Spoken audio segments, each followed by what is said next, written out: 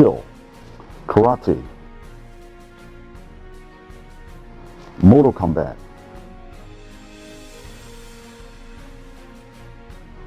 King。其实多年前那个男人第一次选择把自己的网站名字改为 KYO 的时候，他肯定没有想过这个名字会比他的本名出名得多。字母 K 也融入了他的血脉，变成了一种信仰。2011年初的某一天，打败陈文俊获得大西洋冠军的吴志辉发现，好久没有和好基友 KYO 对战了。想着以前经常在深夜收到 KYO 的 QQ 信息，干，房号、密码，开干。然后两人都干的是大汗淋漓，这是他们当时最典型的交流模式。而反观现今，没有一个能够给到他那样的激动。陈文俊不玩网站，其他玩家在他心里就是臭鱼烂虾，提不起任何兴趣。所以在 QQ 上给 KYO 发了一条短信，求干。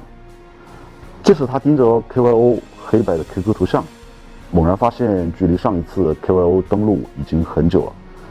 这家伙干什么去了？隔了好几天才收到 KYO 的回复，这段时间有事儿，玩不了了。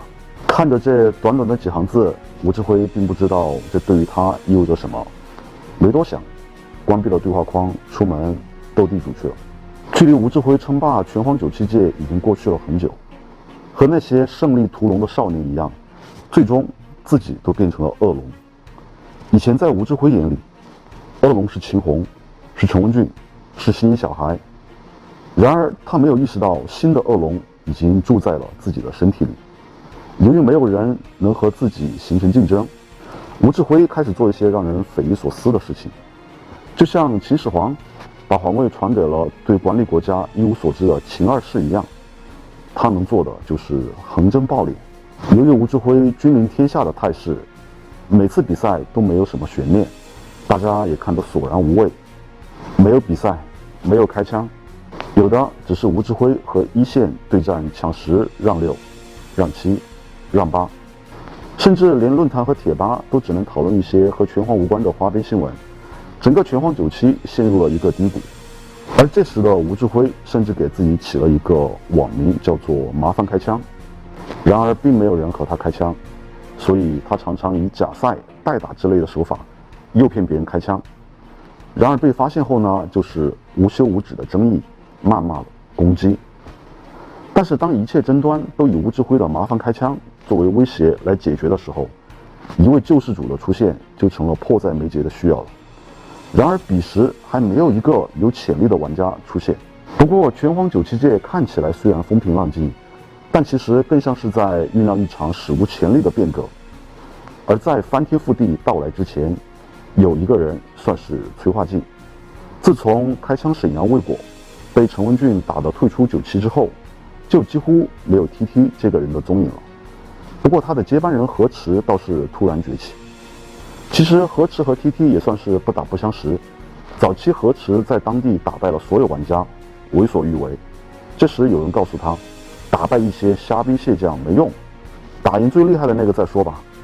于是联系何池和 TT 开枪，结果被 TT 给教育了。不过后来大家经常一起切磋，何池也学到了很多的技术，所以人前人后都叫 TT 一声师傅。何池有一个方面倒是比师傅 TT 优越很多的，就是对网站节奏的适应性。如果 TT 的拳皇水平有85分，那么网站的 TT 最多只能发挥出60分。但何池不一样，如果本身有80分的实力，那么网站的何池也有80分左右的实力。因此在网站上何池更加的如鱼得水。其实早期还在YY语音的时候，何池就以他飘逸的龙耳、灵动的八神收获了大批的粉丝。而且由于解说专业，大家都叫他何指导。其次他的主持风格轻松，说话风趣，还非常的敬业。何池非常难得的一点是，不仅打起来好看，而且招招致命。当时他也算是横空出世了，从98转过来玩97，真的就像他当时的网名一样，猛虎出笼 VR。 来到网站97的他，就像是饥饿的猛虎终于找到了自己的森林，把各路高手打的是屁滚尿流。而另外一边，天下苦吴志辉久矣，现在出现了这么一个打法充满想象力，打晕人必须要秀一波手法的河池，大家自然是希望他能够真的站起来对抗吴志辉。那时的河之岛的粉丝早已超过了灰灰以及拳皇里边的任何一位玩家，那么去把吴志辉挑下马的重任就自然落到了他的身上。当时河池与灰灰的对决就是每天晚上的大戏，关注度最高。从刚来的时候河池被吊打，后来慢慢能够跟上节奏，再到比分越来越接近。97感觉正在从美国一个超级大国的局面向中国、美国两王相争的局面发展。尽管河池把吴志辉看作最大的对手和目标，然而吴志辉眼里根本没有网站上的任何人，你能得到几分完全看他的心情。唯一让他觉得能与他一战的是不玩网站的陈文俊。吴志辉和河池的对局也很有意思，每次河池都是开局猛如虎，最后250，与梦幻开局对应的是中期崩溃和后程的萎靡，导致每次都输掉比赛。但河池当时也有自己的对策，经常性的掉线，给自己争取调整机会，然后重新开始对战来实现重置梦开，希望一直保持梦开的状态来获得胜利。然而在绝对的实力面前，这些小招式都是徒劳的，并不能改变被吊打的结果。然而皇天不负有心人，在一次线上比赛抢20的战斗中，河池打败了吴志辉，大家举国欢庆，庆祝暴君吴志辉被挑下马了。由于河池天生嘚瑟的性格让吴志辉非常不爽，这时吴志辉跳出来说，没什么可开心的，自己摇杆的 A 键有些不灵，好多次角落的压制都没有压住，隔天修好了摇杆和河池再战。而河池这边呢，也是不住开心，洋溢着整个脸上，他才不管你是不是真的 A 键不灵啊，反正老子就是赢了。这时吴志辉为了镇压河池，直接在贴吧以 UV Solo 这个 ID 发长文表示，他没有全力以赴，而且告诉河池，他可以做到想让你河池得几分，你就只能得几分的境界，完全取决于他的心情。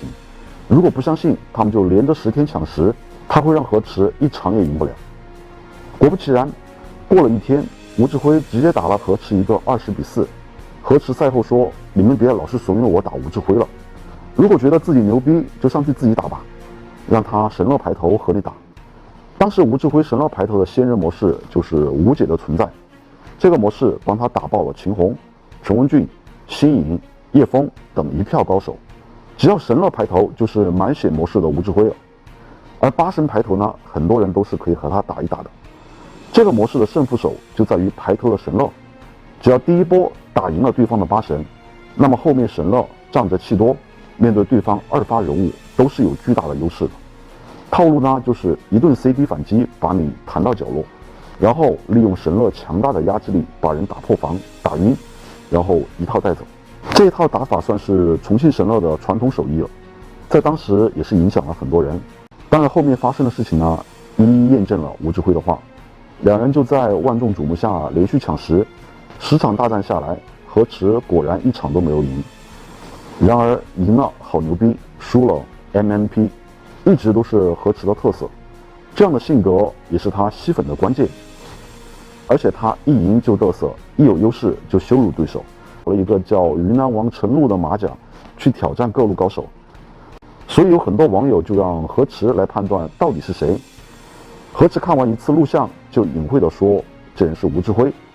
结果有一次比赛的决赛，河池和云南王陈露相遇了，河池被云南王排头的2阶唐红丸一顿骚扰，一点一点的磨，最终输掉了比赛。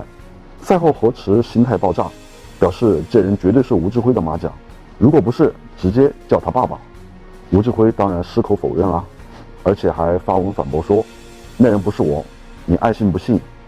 云南王陈露这个号很多人都用过，比如鸭王、KYO 等等，当然还有吴志辉啊。不过大家都相信这人就是吴志辉，因为其他人都没有战胜河池的实力啊。是的，包括 KYO， 河池又控制不住自己，在网上大放厥词，吴志辉直接要和他线下开枪，不过他自己害怕，一晚上都在直播间吼：“妈的，吴志辉要找我开枪啊！”没过几天，吴志辉又在贴吧发文：“我们两个1对1开枪，你觉得我欺负你何池？那我和师傅秦红组队，找你和你的师傅 TT 开枪如何？秦红师傅一直是我心目中最厉害的。”吴志辉确实牛逼啊，这么肉麻的话都能说得出来。然后何池网上回复：“可以，我也觉得自己的师傅 TT 是最厉害的。”我操，可以想象何池说这句话时的心理活动。所以双方商量好，吴志辉、秦红开枪，何池、TT。其实这2组人开枪，何池真不一定输。只要 TT 能够稳住秦红，何池其实有机会的。他的线下真不是当时很多人认为的那么垃圾。不过结果依然是没有开起来，这也正常吧。4个人只要有1个人不同意，这事儿就算黄了。看过我编年史第1部的兄弟们都知道吴志辉2011年经历了什么。除了网上调戏何池，当然就是去北京输给了西医小孩，然后去沈阳打爆了整个东北。这时的吴志辉心态上处于巅峰状态，网上第2人连射箭都射不到他。当时吴志辉的第1人就是做的那么稳。2011年底，看似平常的一个夜晚，那个黑白的 QQ 头像突然变成了彩色。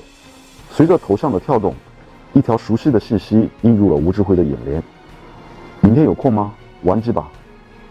吴志辉有点惊讶，不过马上又黯然下来。理智告诉他，1年没有高强度玩拳皇97的人，不退步就谢天谢地了。况且自己经历了陈文俊和东北玩家的洗礼，实力更进一步，估计那个男人很难再给他当年的冲动了。然而他一定没有想到，当他在全国开疆拓土的时候， KYO 经历了怎样的涅槃重生。有些势不可挡的事情必定要发生。